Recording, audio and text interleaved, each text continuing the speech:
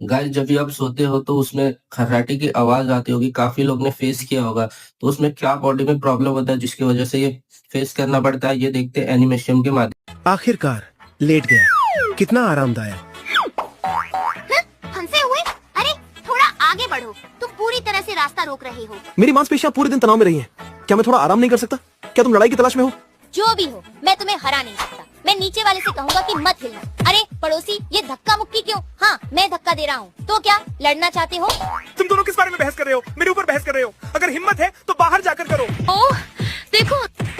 यो, ये vibration frequency बहुत ज्यादा है। हर रात खर्राटे लेना बहुत ही परेशान करने वाला है।